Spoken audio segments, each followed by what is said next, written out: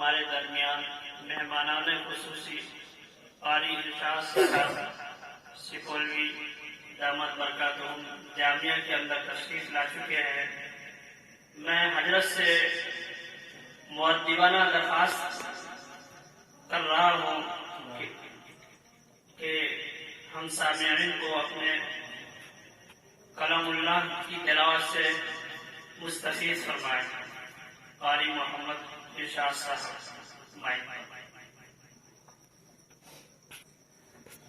السلام علیکم ورحمۃ اللہ وبرکاتہ.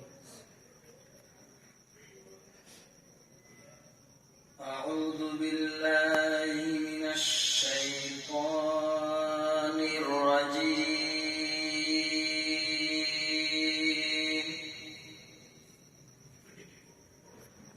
بسم اللہ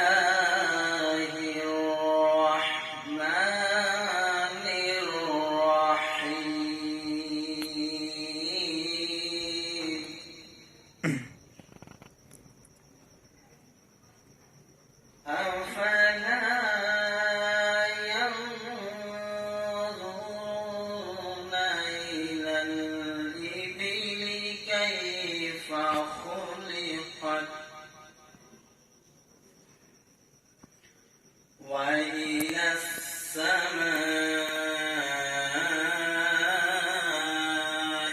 كَيْفَ رُفِعَتْ الْجِبَالِ كَيْفَ نُصِبَتْ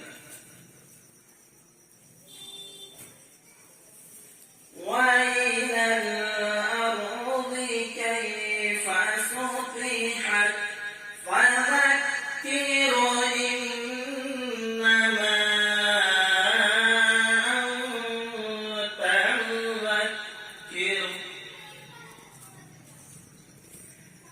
بسم اللہ الرحمن الرحیم.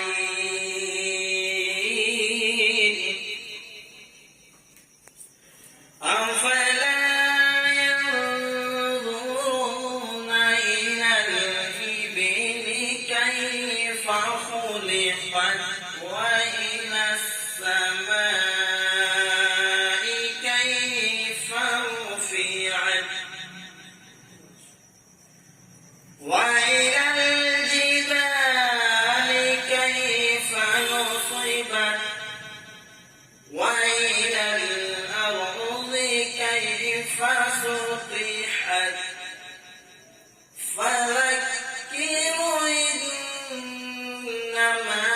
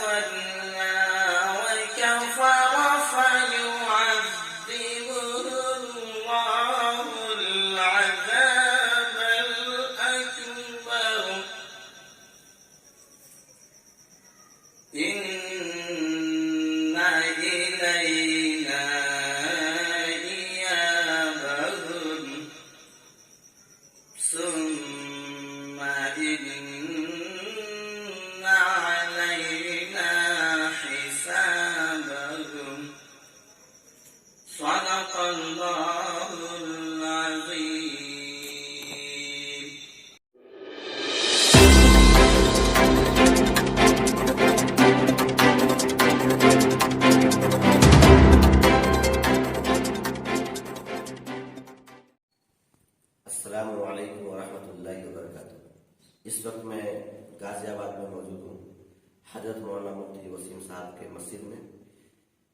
کچھ دن پہلے عائشہ کے تعلق سے خودکشی کا معاملہ چل رہا تھا، اسی بنا پہ میں آج مفتی صاحب کے پاس تشریف لایا ہوں۔ مفتی صاحب سے یہ جاننا ہے کہ مفتی صاحب، یہ دہیج کا جو معاملہ ہے اس پر آپ کیا کہنا چاہتے ہیں؟ بسم اللہ الرحمن الرحیم، نحمده ونصلي ونسلم على رسوله الكريم، اما بعد۔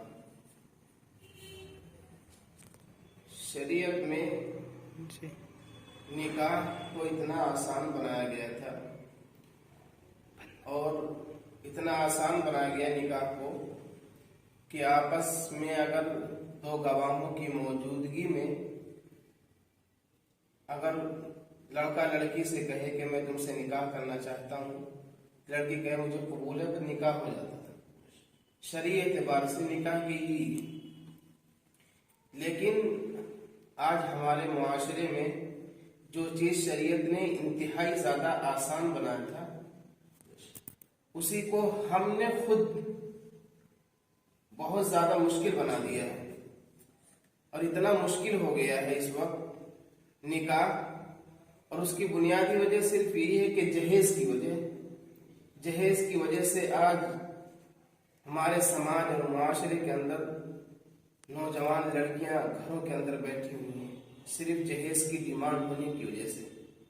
لڑکیاں جوانی کی دہلیز پر قدم رکھ چکی ہیں، والدین کی نیندیں حرام ہیں، ان کو راتوں رات نیند نہیں آتی ہے، لیکن جہاں بھی رشتہ بھیجتے ہیں تو صرف یہی ہوتا ہے کہ جہیز کیا دو گے، کون سی گاڑی دو گے، کتنی رقم دو گے۔ یہ ساری چیزیں، ان ساری چیزوں کو ہمارے سماج اور معاشرے نے ایسے جکڑ لیا ہے جو انتہائی زیادہ خطرناک ہے، اور اس میں سماج اور معاشرے کے جو بااثر اور ذمہ دار حضرات ہیں انہیں اس لائن سے بہت زیادہ محنت کرنے کی ضرورت ہے۔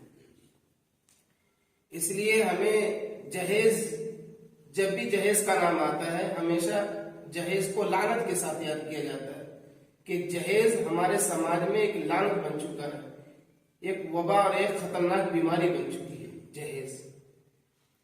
اور اسی جہیز کی بنا پر، جبکہ شریعت میں جہیز کا کوئی تعلق نہیں ہے، شریعت میں جہیز کا دور دور سے کوئی واسطہ نہیں ہے۔ جو کچھ خرچہ اللہ نے نکاح کے وقت رکھا ہے وہ ساری کی ساری ذمہ داری مرد پر ہے۔ قرآن کریم میں اللہ تعالیٰ نے ارشاد فرمایا، الرجال قوامون علی النساء بما فضل اللہ بعضهم علی بعض۔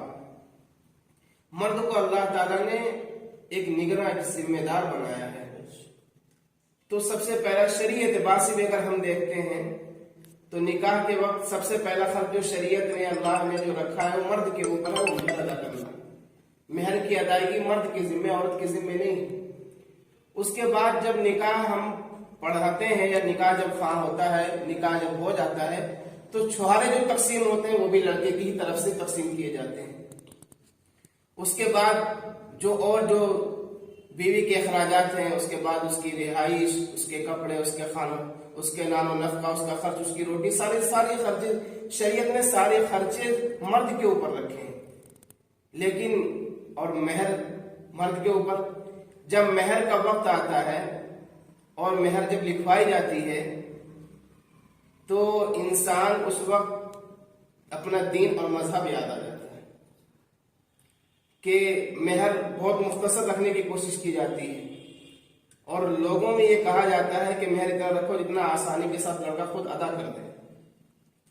لیکن مرد بہت غیرت مند بنتا ہے اور اس کی غیرت ہر جگہ جاگ جاتی ہے۔ جب کوئی انسان مرد کی غیرت کو للکارتا ہے تو اس کی غیرت جاگ جاتی ہے، اور اس للکارنے کے نتیجے میں انسان کی غیرت جاگ اٹھتی ہے۔